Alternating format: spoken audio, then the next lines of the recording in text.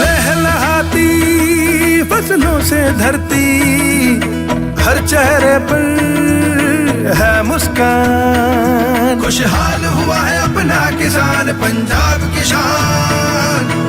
पंजाब सरकार किसानों की बेहतरी के लिए प्रतिबद्ध है। खाद, बीज और बिजली की आपूर्ति से लेकर फसलों का उचित मूल्य सुनिश्चित करने तक हर जरूरी कदम उठाए जा रहे हैं ताकि किसानों को अधिक लाभ मिले।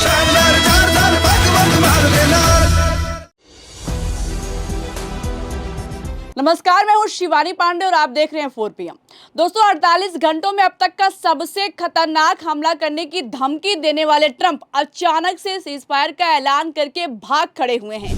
एक तरफ ईरान ने लेटेस्ट मिसाइलों का जखीरा निकाल दिया है, तो वहीं दूसरी तरफ अमेरिका ने हथियारों की कमी के चलते सरेंडर कर दिया है। खबर है कि ट्रंप ने तो 5 दिन के सीजफायर का ऐलान कर दिया है, लेकिन क्या ईरान मानेगा? इस पर जानकारी के लिए हमारे साथ प्रियंका जी मौजूद हैं। प्रियंका जी, अमेरिका अब तो ईरान पर हमला नहीं करेगा, अब ऐसे में इजराइल का क्या होगा? इजराइल का क्या होगा? इजराइल भी सरेंडर करेगा।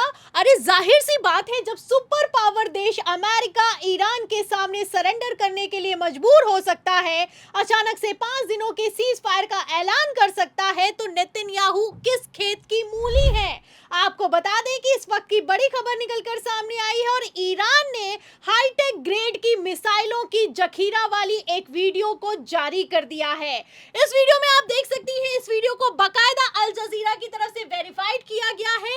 आज का ये वीडियो है, पहले ईरानी मीडिया की तरफ से जारी किया गया, फिर अल जजीरा की तरफ से वायरल हो गया है। 23 मार्च का ये वीडियो है। ये वीडियो जब से निकलकर सामने आया है, इस वीडियो के सामने आने के बाद इतना तो साफ हो गया है कि ईरान के पास किसी भी तरह के हथियार की कमी नहीं है। आपको बता दें शिवानी, इस वीडियो को एक्सपर्ट्स लगातार देख रहे हैं कि कैसी कैसी खतरनाक मिसाइलें अभी भी ईरान के पास मौजूद हैं। जहां एक तरफ ईरान ने ट्रंप की धमकी के बाद बड़े हमले की तैयारी कर ली है, वहीं दूसरी तरफ अमेरिका भाग खड़ा हुआ है। लेटेस्ट खबर निकलकर सामने आई है कि अमेरिका के पास ईरानी मिसाइलों का सामना करने के लिए बारूद तक नहीं बचा है। खबर मैं आपको दिखा भी देती हूँ। खबर आप देखिए, लेटेस्ट खबर है और इस खबर में साफ लिखा हुआ है कि यूएस डिस्ट्रॉयर्स मिनिशंस रनिंग आउट, मतलब के जितने भी डिस्ट्रॉयर है अमेरिका के, उनके पास अब बारूद नहीं है, मिसाइल नहीं है, ड्रोन नहीं है, क्लस्टर बम नहीं है। जाहिर सी बात है, जब बम नहीं है, बारूद नहीं है, तो हमला कैसे करेंगे? आपको बता दें, जो खबर निकलकर सामने आई और इस खबर में साफ साफ लिखा हुआ है कि destroyers and submarines can not reload missiles at sea and must inevitable return to naval bases for this purpose. This naturally creates a pause in their operational cycle. तो आप समझ सकती हैं, जब बारूद नहीं बचा है तो अमेरिका के जितने भी फाइटर जेट हैं, जितने भी युद्धपोत हैं, वो रीलोड होने के लिए अमेरिकी बेस पर वापस जाएंगे।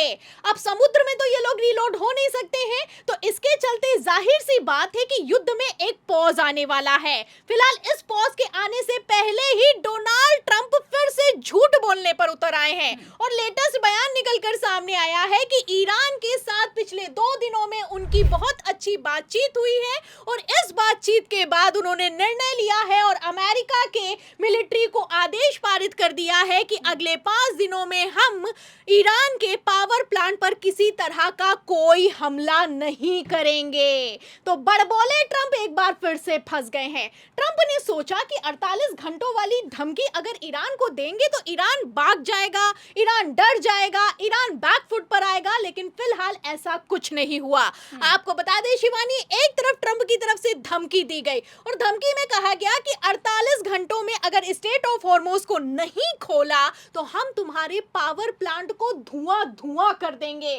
खबर निकलकर सामने आई तो बिग ब्रेकिंग चलाई जाने लगी कि ट्रंप ने ईरान को अब विनाशकारी डेडलाइन दे दी है। आपको बता दें कि भारतीय समय के मुताबिक सुबह 5 बजे ये डेडलाइन कल खत्म हो जाती, लेकिन इस डेडलाइन के खत्म होने के पहले ही जब ट्रंप को ये समझ में आ गया कि ईरान अब पीछे हटने वाला नहीं है, तो डोनाल्ड ट्रंप 5 दिन का सीज फायर करके भाग खड़े हुए हैं। ये अपने आप में बहुत बड़ी खबर है कि एक सुपर पावर देश ईरान वजह से छोटे से देश के आगे घुटनों पर आ गया है, बैकफुट पर आ गया है, भाग खड़ा हुआ है। बड़ी खबरें निकलकर सामने आई। एक तरफ धमकी दी गई ईरान को, दूसरी तरफ ईरान ने कहा कि हम स्ट्रेट ऑफ हॉर्मोज को पूरी तरीके से बंद कर देंगे अगर हमारे पावर प्लांट पर हमला किया गया तो।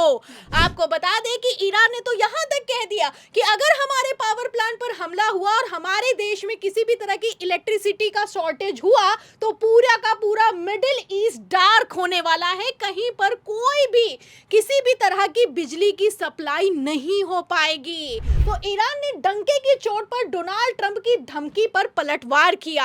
आपको बता दें शिवानी, खबरें निकलकर सामने आई है कि हिजबुल्लाह ने भी कमान संभाल ली है। हिजबुल्लाह वैसे भी लगातार ईरान के साथ है, अमेरिका इजराइल के खिलाफ हमले कर रहा है। फिलहाल ये हमले पिछले 24 घंटे में डबल हो गए हैं। खबर निकलकर सामने आई है कि पिछले 24 घंटों में 63 मिलिट्री ऑपरेशंस किए गए हैं हिजबुल्लाह की तरफ से इजराइल के खिलाफ। तो बड़ी खबरें हैं। 48 घंटे पूरे होने से पहले जिस तरीके से हिजबुल्लाह समेत ईरान ने कमान संभाली, अमेरिका भाग खड़ा हुआ, अमेरिका बैकफुट पर आ गया। डोनाल्ड ट्रंप ने कहा कि हम 5 दिनों तक कोई हमला नहीं करेंगे। फिलहाल डोनाल्ड ट्रंप तो हमला नहीं करेंगे, लेकिन ईरान इस सीज फायर को मानेगा क्या, ये देखना होगा, क्योंकि ईरान ने पहले कह दिया है कि अब इस जंग में क्या होगा क्या नहीं होगा ये हम तय करेंगे, कोई दूसरा हमें नहीं बताएगा। तो आप समझ सकती हैं कि बड़ी खबरें निकलकर सामने आई है, बिग अपडेट निकलकर सामने आई है। और इन सब के बीच खबर ये है कि पहले तो ईरान युद्ध को खत्म करने के लिए 3 शर्तें रख रहा था, लेकिन अब वही शर्तें बढ़कर 6 हो गई हैं। मतलब 6 शर्तें रख दी हैं ईरान ने। ईरान भी अब ये अच्छे से जानता है कि अमेरिका के पास हथियार है नहीं, और अमेरिका जिस तरीके से धोखे से हमला किया है, ऐसे हालातों में ईरान की शर्तें मानने के लिए अमेरिका मजबूर हो गया है। फिलहाल यहीं पर ईरान ने मौके पर चौका जड़ा है। 6 शर्तें रखी गई हैं। शर्तों की अगर बात की जाए तो मैं शर्तें भी फटाफट से आपको बता देती हूँ। शर्तों में आप देख सकती हैं कि पहली शर्त है कि ना दोहराए जाने की बाध्यकारी गारंटी, कोई अस्थायी या प्रतीकात्मक युद्ध विराम स्वीकार्य नहीं होगा। मतलब ऐसा नहीं कि आज सीज फायर कर दिया और 2 दिन बाद फिर से हमला कर दिया, इस तरीके के हम युद्ध विराम को स्वीकार नहीं करेंगे। आगे ईरान का कहना है कि अमेरिकी सैन्य ठिकानों को पूरे क्षेत्र से हटाना, पश्चिमी एशिया में अमेरिका की व्यापक सैन्य मौजूदगी को चुनौती दी गई है। मतलब अमेरिकी बेस जहां जहां पर भी है मिडिल ईस्ट में, उनको पूरी तरीके से खत्म करने की शर्त रखी गई है। तीसरा लिखा हुआ है कि युद्ध के दौरान किसी भी तरह का जो नुकसान हुआ है उसकी भरपाई अमेरिका को करनी होगी। और इसी के साथ कहना है ईरान का कि सभी क्षेत्रीय युद्धों का समापन, मौजूदा संघर्ष को व्यापक संदर्भ में देखने की मांग की गई है। मतलब सिर्फ ईरान इजराइल का जो युद्ध चल रहा है वो नहीं, बाकी सारे जो युद्ध चल रहे हैं उनको भी तत्काल प्रभाव से खत्म करना होगा। आगे 5वां पॉइंट इसमें लिखा हुआ है कि हॉर्मोज जल डमरू मध्य पर नई कानूनी व्यवस्था, वैश्विक ऊर्जा मार्ग पर ईरान का नियंत्रण सुनिश्चित होगा। मतलब स्टेट ऑफ हॉर्मोज पर ईरान का नियंत्रण था, है और रहेगा, और इसे सुनिश्चित किया जाए। आगे बता दूं कि 6वां पॉइंट है, 6ठी शर्त है, इसमें लिखा है कि मीडिया नियंत्रण, ईरान को निशाना बनाने वाले शत्रुतापूर्ण मीडिया अभियानों में शामिल व्यक्तियों पर मुकदमा और प्रत्यर्पण करना होगा। तो आप समझ सकती हैं कि किस तरीके से ईरान अब अपनी शर्त पर इस जंग को कंट्रोल कर रहा है। ईरान अमेरिका को डंके की चोट पर धमका रहा है। खबरें निकलकर सामने आई हैं कि अब तो अमेरिका के जो पूर्व CIA चीफ हैं जॉन ब्रेनन, उन्होंने यहां तक कह दिया है कि अमेरिकी इंटेलिजेंस को किसी तरह का ये कोई संकेत नहीं था कि ईरान उसके लिए खतरा है। फिर भी धोखे से जिस तरीके से डोनाल्ड ट्रंप ने ईरान पर हमला किया है, ये गलत है। तो फॉर्मर CIA चीफ का ये अपने आप में दिया गया अब तक का सबसे बड़ा बयान है। मतलब अभी तक तो बाहरी देश कह रहे थे, लेकिन अब अमेरिका में ही राष्ट्रपति डोनाल्ड ट्रंप के खिलाफ खुली बगावत हो गई है। फिलहाल पहले तो इस्तीफे हुए, संसद में ट्रंप के खिलाफ प्रस्ताव आया, और अब आप देख सकती हैं कि डोनाल्ड ट्रंप ने जिस तरीके से गीदड़ भभकी देने के बाद 5 दिनों का सीज फायर किया है, इस सीज फायर को ईरान मानेगा या फिर कि इन 5 दिनों में अमेरिका सरेंडर कर देगा, ये देखना होगा। तो फिलहाल जिस तरह से अमेरिका हथियारों की कमी से जूझ रहा है, ऐसे हालातों में अगर रूस की इस युद्ध में एंट्री होती है तो इजराइल का अंजाम क्या होगा? आपको क्या लगता है? आपकी जो भी राय हो अपनी राय कमेंट बॉक्स में जरूर बताइएगा। अगर चर्चा पसंद आई हो तो लाइक और शेयर करना मत भूलिएगा। देखते रहिए 4PM। नमस्कार।